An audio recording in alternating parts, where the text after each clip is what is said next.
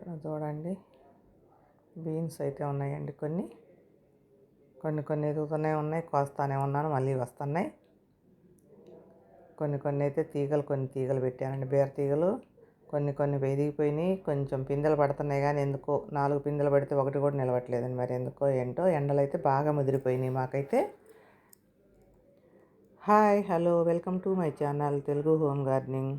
ఈరోజు వీడియో ఏంటంటేనండి, సమ్మర్లో మన మొక్కల్ని సేఫ్గా ఎలా ఉంచుకోవాలనేది మాట్లాడుకుంటూ చిన్న హార్వెస్ట్ చేసుకుందాం.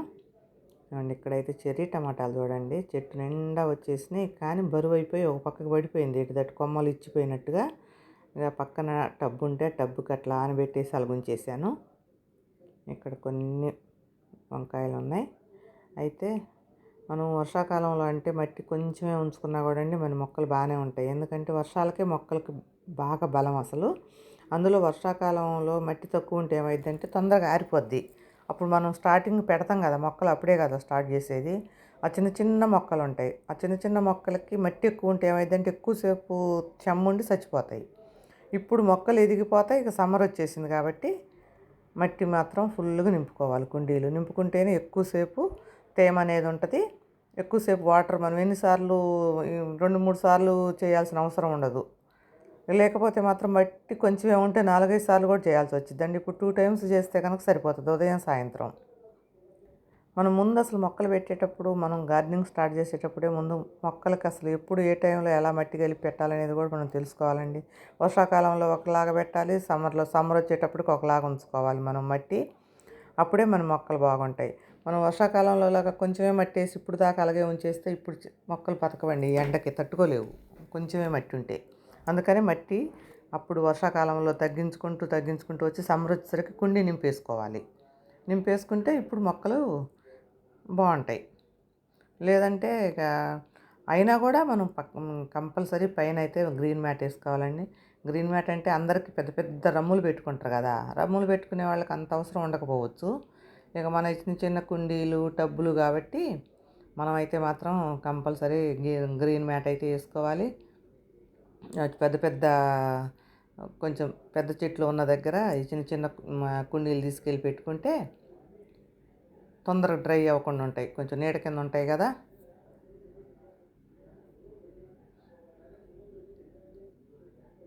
ఈరోజు నేను ఉదయం ఇవాళ లేస్తానే ఫోన్ పట్టుకునేటప్పటికి ఒక వీడియో చూశానండి. మొత్తం గార్డెనింగ్ అంతా తీసేస్తుంది మిద్దె తోట.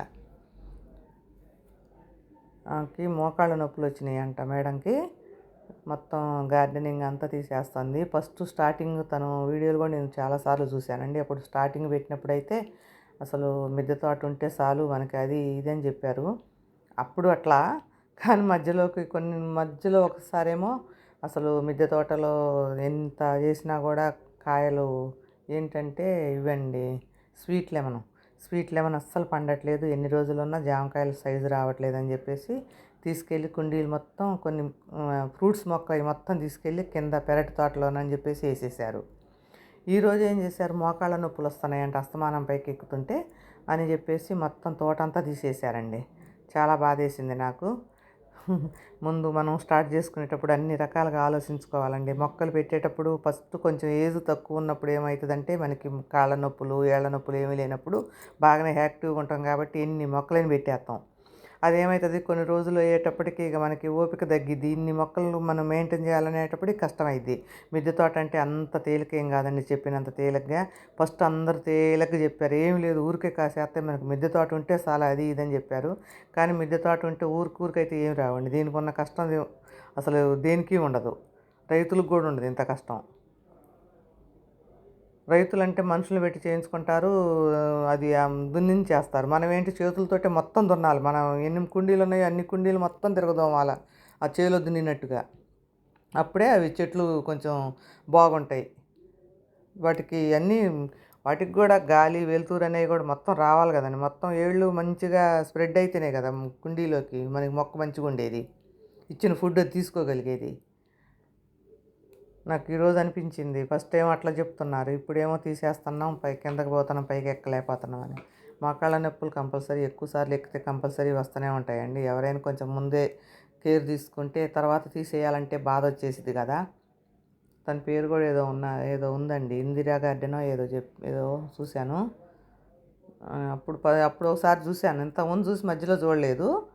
మళ్ళీ ఈరోజు పొద్దున్నే పెట్టంగలోనే అదే వీడియో వచ్చింది. అబ్బా, చాలా బాధేసింది. అవన్నీ తీస్తుంటే ఎంత బాధేసి ఉంటుందో అనిపించింది నాకైతే.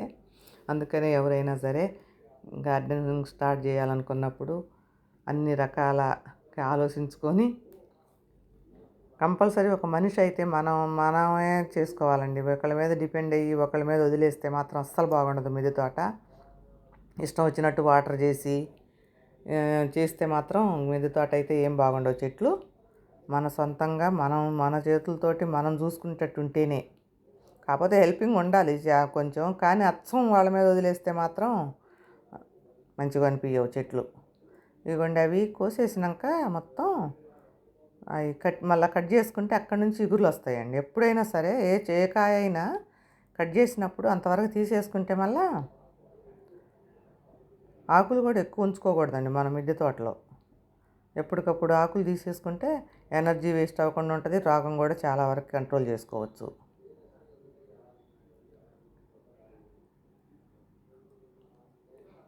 ఊరికే వస్తాయి అది ఇది అని చెప్పారని చెప్పేసి మాత్రం మీరు ఎవరు అసలు స్టార్ట్ చేసుకునేటప్పుడే ఆలోచించుకోవాలండి. ఊరికే కాస్తున్నాయి కదా వాళ్ళకని ఒకళ్ళు చిన్న చిన్న గ్రో బ్యాగుల్లో పెట్టి పండించేవాళ్ళు ఫస్టు. వాము అంతంత డబ్బులు పెడుతున్నారు, అంతంత పెద్ద పెద్ద బ్యాగులు పెడుతున్నారు డాబాల మీద, అది ఇది అని అన్నారు. ఇప్పుడు తను కూడా అన్ని నల్ల టబ్బులు పెద్ద పెద్దవి పెడుతున్నారండి. అప్పుడు తను ఏమనుకొని ఉంటారంటే ఫస్ట్ ఎవరికైనా చిన్న చిన్న బ్యాగుల్లోనే కొత్త మట్టిలో వచ్చేస్తాయండి. 1 సంవత్సరం 2 సంవత్సరాలు బాగా కాస్తాయి. ఆ మట్టిలో సారం అయితే ఎప్పుడు తగ్గిపోద్దో, తగ్గిపోయిన దగ్గర నుంచి అసలు కాయటం రావటం అన్నీ తగ్గిపోతాయి. నాకు నవ్వు వచ్చింది. మొన్న గ్రో బ్యాగులో ఎంతెంత గ్రో బ్యాగులో పండించానని చెప్పారు, ఇప్పుడేంది నల్ల టబ్బులు ఇది తెచ్చుకున్నారనుకున్నా నేను. ఫస్ట్ ఎవరికైనా అంతే కాస్తాయండి. ఫస్ట్ సంవత్సరం 2వ సంవత్సరం బాగా కాస్తాయి. ఒట్టి మట్టిలో బాగా సారం ఉంటుంది, కొత్త మట్టి. ఇంకా తర్వాత మట్టిలో సారం అంతా పోయి అప్పుడైతే రావు అసలు. చెప్పినంత తేలికైతే కాదండి. మీరు అంత ఊకినే కాస్తాయని.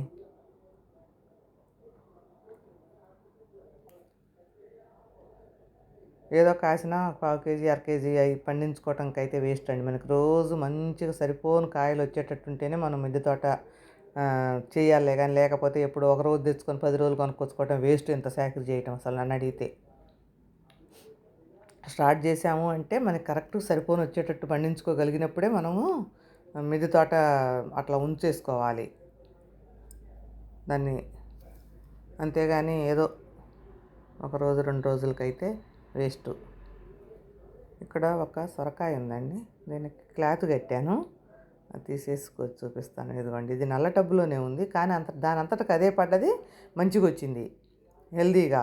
ఇంకొకటి ఉంది చిన్నది, పెద్ద గ్రో బ్యాగ్లో ఉంది కానీ చిన్నకాయ ఎదగలేదు అసలు. అది చిన్నగా వచ్చేసింది. ఇదిగోండి, తీసేసి చూడండి ఎంత చిన్నగా ఉందో.